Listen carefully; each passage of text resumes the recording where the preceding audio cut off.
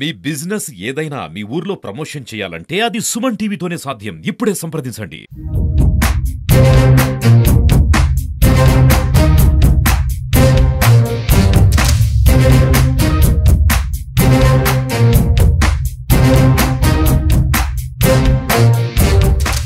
పహల్గామ్ ఉగ్రదాడి తర్వాత పాక్ సైన్యాన్ని మట్టుపెట్టేందుకు భారత సైనికులందరూ కూడా శ్రమిస్తున్నారు.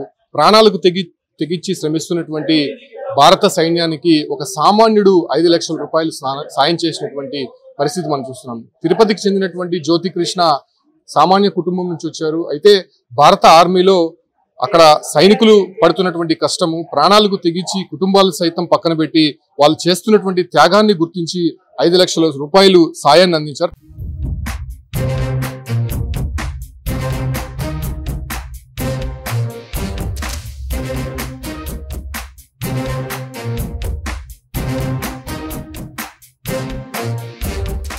ప్రస్తుతం ఆయనతో ఉన్నారు, ఆయనతో మాట్లాడదాం. సార్, ఏంటి మీరు ఒక సామాన్యమైనటువంటి కుటుంబం నుంచి వచ్చారు, 5 లక్షల రూపాయలు భారత ఆర్మీకి సహాయం చేసినటువంటి అవసరం ఎందుకు వచ్చింది, ఎందుకు ఆలోచన వచ్చింది? సార్, ఈరోజు మనం ఈ స్వేచ్ఛ వాయువులు ఇంత స్వతంత్రంగా బతుకుతున్నామంటే దీనికి కారణం మన ఆర్మీ. అలాగే ఎందరో అమరవీరుల యొక్క త్యాగ ఫలితమే మనం ఈరోజు ఇంత స్వతంత్రంగా, ఇంత పొద్దున్న లేసి రాత్రి వరకు ఇంత లగ్జరీగా బతుకుతున్నామంటే దీనికి కారణం మన ఆర్మీ వాళ్ళే, మన దేశ సైనికులే. ఇటువంటి రక్షణ వ్యవస్థ బలోపేతం కోసం మన వంతు పాత్ర మనము చేయాలా. మన వంతు ఈ యొక్క దేశ ఆర్మీ రక్షణ రంగానికి నా యొక్క సంపాదనలో కొంత భాగాన్ని చేర్చాలి. ప్రపంచంలోనే మన ఇండియన్ ఆర్మీ నెంబర్ 1గా ఉండాలనేదే నా కళ.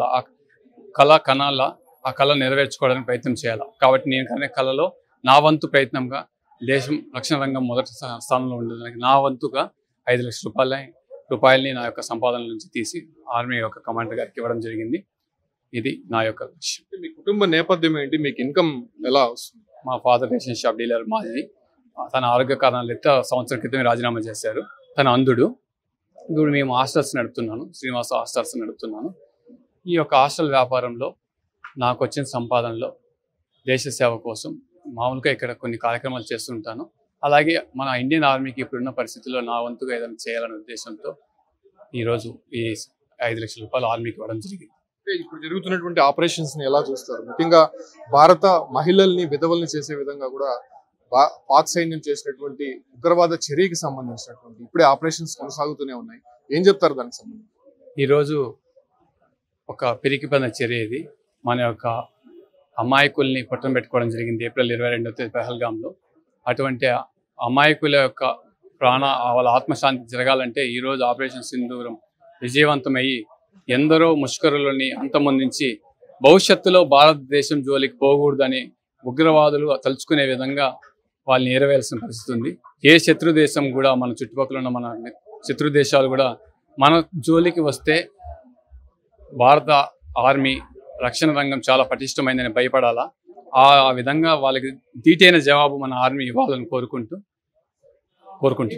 నిజంగా హ్యాట్స్ ఆఫ్ అండి, కంగ్రాట్స్. నిజంగానే ఇంత గొప్ప పని చేశారు. అంటే అందరికీ ఆదర్శంగా నిలుస్తూ ఒక సామాన్య కుటుంబం నుంచి వచ్చినటువంటి వ్యక్తి భారత ఆర్మీని అంత ప్రోత్సహిస్తూ 5 లక్షల రూపాయలు ఇచ్చారంటే నిజంగా గొప్ప విషయంగా చెప్పాలి.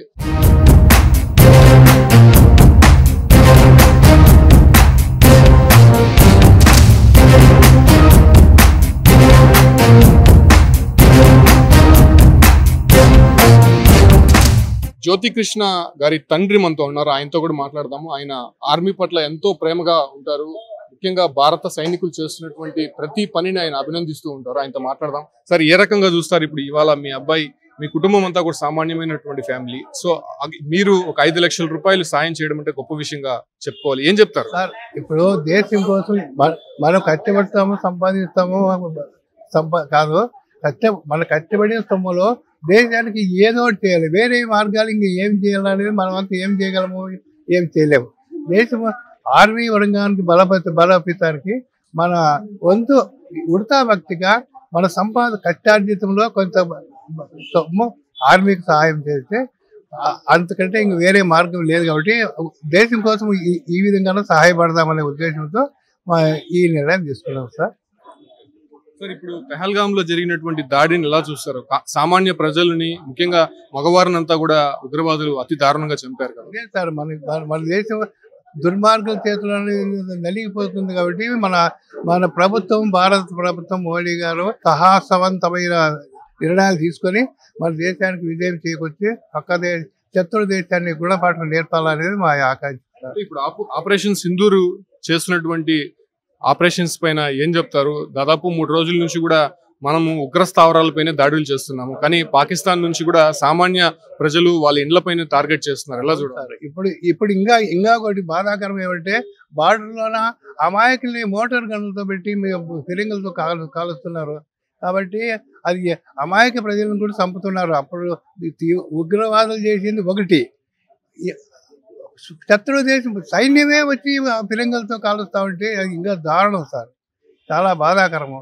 కాబట్టి మన దేశం గట్టి గుణపాఠం వెంటనే తీసుకోవాలని నాకు ఆకాంక్ష సార్. Thank you sir. మీ అబ్బాయి మీరు చేసినటువంటి సాయానికి గొప్పగా భారత్ అంతా కూడా హర్షిస్తోంది.